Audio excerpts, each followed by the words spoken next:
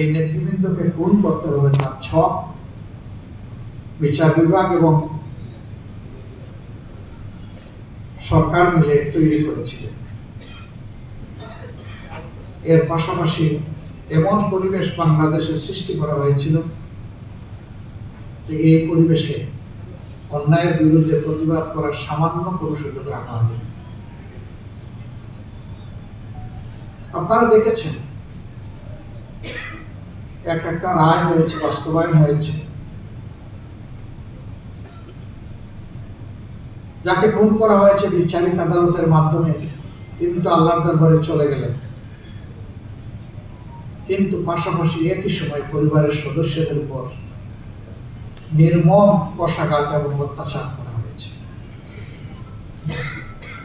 আমাদের সম্মানিত ভাই এবং নেতা জনাব আব্দুল কাদের মোল্লা যে রাতে তার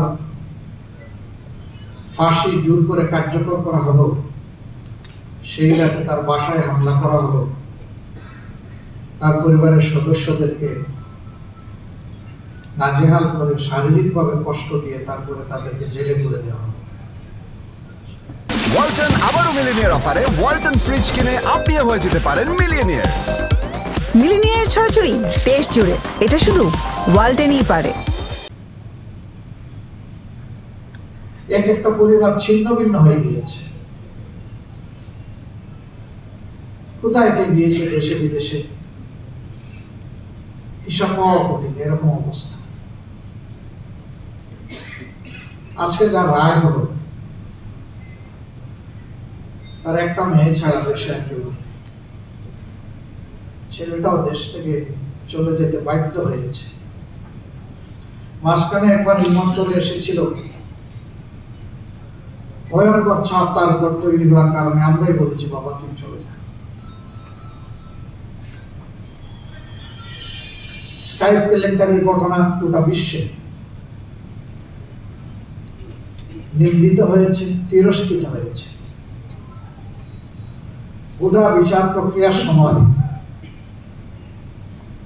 দুইটা টর্চার সেল গড়ে তোলা হয়েছিল। একটার নাম দেওয়া ছিল সেফ হোম, আরেকটার নাম দেওয়া হয়েছিল সেফ হাউস। সেফ হোমে ভিকটিম নেতৃবৃন্দকে নিয়ে নাজেহাল করা হতো, সেখানে জিজ্ঞাসাবাদের উচ্চ আদালতের ডিরেকশনও ফলো করা হয়নি, লঙ্ঘন করা হয়েছে।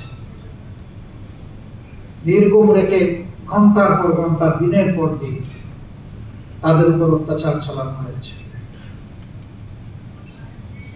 আমরা তখন নীরবে সহ্য করেছি, সংগত অবস্থান থেকে প্রতিবাদ জানানোর চেষ্টা করেছি।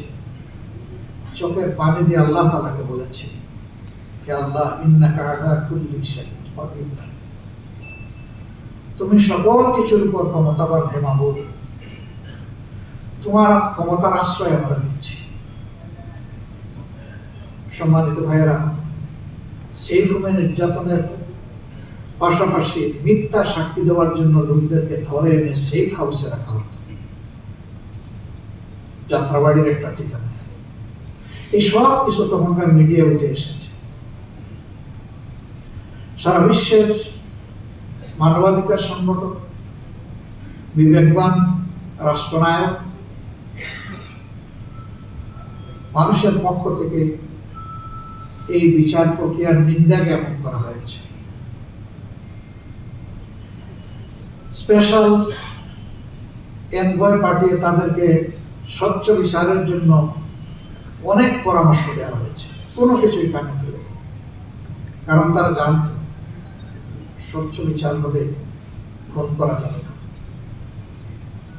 কারোই কথা তারা শুনেনি। হ্যাঁ, আমাদের নেতৃবৃন্দ চলে গেছে,